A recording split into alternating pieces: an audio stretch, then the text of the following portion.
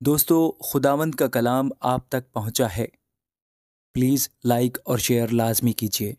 God bless you. لوکا 19واں باب۔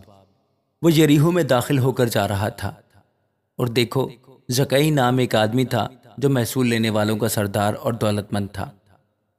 وہ یسوع کو دیکھنے کی کوشش کرتا تھا کہ کون سا ہے، لیکن بھیڑ کے سبب سے دیکھ نہ سکتا تھا، اس لیے کہ اس کا قد چھوٹا تھا۔ بس اسے دیکھنے کے لیے آگے دوڑ کر ایک گلر کے پیڑ پر چڑھ گیا، کیونکہ وہ اسی راہ سے جانے کو تھا۔ جب یسوع اس جگہ پہنچا تو اوپر نگاہ کر کے اس سے کہا، اے زکئی، جلد اتر آ، کیونکہ آج مجھے تیرے گھر رہنا ضرور ہے۔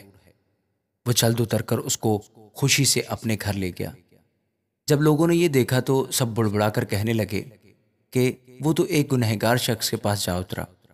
اور زکئی نے کھڑے ہو کر خداوند سے کہا، اے خداوند، دیکھ، میں اپنا آدھا مال غریبوں کو دیتا ہوں، اور اگر کسی کا کچھ ناحق لے لیا ہے تو اس کو چگنا ادا کرتا ہوں۔ یسوع نے اس سے کہا، آج اس گھر میں نجات آئی ہے، اس لیے کہ یہ بھی ابراہیم کا بیٹا ہے، کیونکہ ابن آدم کھوئے ہوں کو ڈھونڈنے اور نجات دینے آیا ہے۔ جب وہ ان باتوں کو سن رہے تھے تو اس نے ایک تمثیل بھی کہی، اس لیے کہ یروشلم کے نزدیک تھا، اور وہ گمان کرتے تھے کہ خدا کی بادشاہی ابھی ظاہر ہوا چاہتی ہے۔ بس اس نے کہا کہ ایک امیر دور دراز ملک کو چلا تاکہ بادشاہی حاصل کر کے پھر آئے۔ اس نے اپنے نوکروں میں سے 10 کو بلا کر انہیں 10 اشرفیاں دی، اور ان سے کہا کہ میرے واپس آنے تک لین دین کرنا۔ لیکن اس کے شہر کے آدمی اس سے عداوت رکھتے تھے، اور اس کے پیچھے ایلچیوں کی زبانی کہلا بھیجا کہ ہم نہیں چاہتے کہ یہ ہم پر بادشاہی کرے۔ جب وہ بادشاہی حاصل کر کے پھر آیا تو ایسا ہوا کہ ان نوکروں کو بلا بھیجا جن کو روپیہ دیا تھا، تاکہ معلوم کرے کہ انہوں نے لین دین سے کیا کیا کمایا۔ پہلے نے حاضر ہو کر کہا، اے خداوند، تیری اشرفی سے 10 اشرفیاں پیدا ہوئیں۔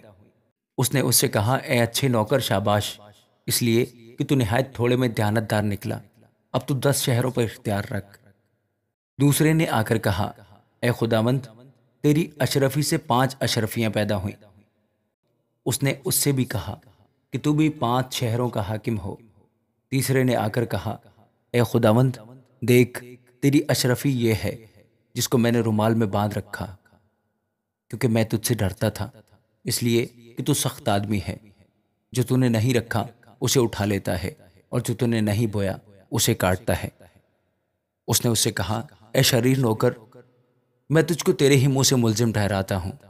تو مجھے جانتا تھا کہ سخت آدمی ہوں، اور جو میں نے نہیں رکھا اسے اٹھا لیتا، اور جو نہیں بویا اسے کاٹتا ہوں۔ پھر تو نے میرا روپیہ ساہوکار کے ہاں کیوں نہ رکھ دیا کہ میں آ کر اسے سود سمیت لیتا؟ اور اس نے ان سے کہا جو پاس کھڑے تھے کہ وہ اشرفیاں اس سے لے لو، اور 10 اشرفیوں والے کو دے دو۔ انہوں نے اس سے کہا، اے خداوند، اس کے پاس 10 اشرفیاں تو ہیں۔ میں تم سے کہتا ہوں کہ جس کے پاس ہے اس کو دیا جائے گا، اور جس کے پاس نہیں اس سے وہ بھی لے لیا جائے گا جو اس کے پاس ہے۔ مگر میرے ان دشمنوں کو جنہوں نے نہ چاہا تھا کہ میں ان پر بادشاہی کروں، یہاں لا کر میرے سامنے قتل کرو۔ یہ باتیں کہہ کر وہ یروشلم کی طرف ان کے آگے آگے چلا۔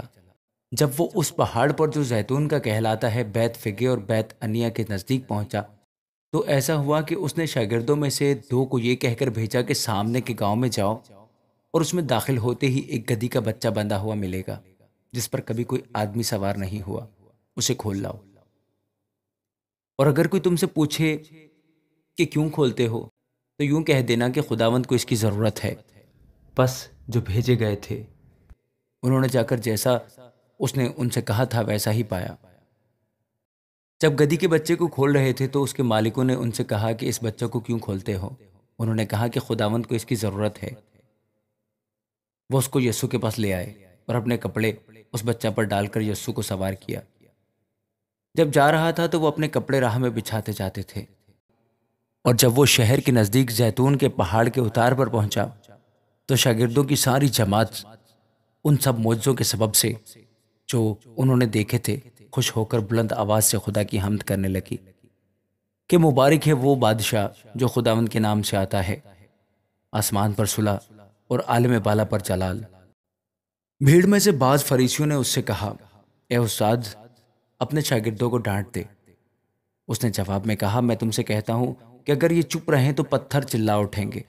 جب نزدیک آ کر شہر کو دیکھا تو اس پر رویا اور کہا، کاش کہ تو اپنے اسی دن میں سلامتی کی باتیں جانتا، مگر اب وہ تیری آنکھوں سے چھپ گئی ہیں، کیونکہ وہ دن تجھ پر آئیں گے کہ تیرے دشمن تیرے گرد مورچہ باندھ کر تجھے گھیر لیں گے اور ہر طرف سے تنگ کریں گے، اور تجھ کو اور تیرے بچوں کو جو تجھ میں ہیں زمین پر دے پٹکیں گے، اور تجھ میں کسی پتھر پر پتھر باقی نہ چھوڑیں گے، اس لیے کہ تو نے اس وقت کو نہ پہچانا جب تجھ پر نکاح کی گئی۔ پھر وہ ہیکل میں جا کر بیچنے والوں کو نکالنے لگا اور ان سے کہا، لکھا ہے کہ میرا گھر دعا کا گھر ہوگا، مگر تم نے ان کو ڈاکوؤں کی کھوہ بنا دیا۔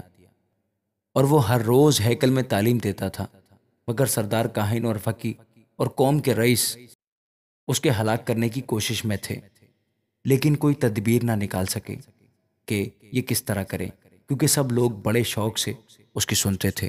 آمین۔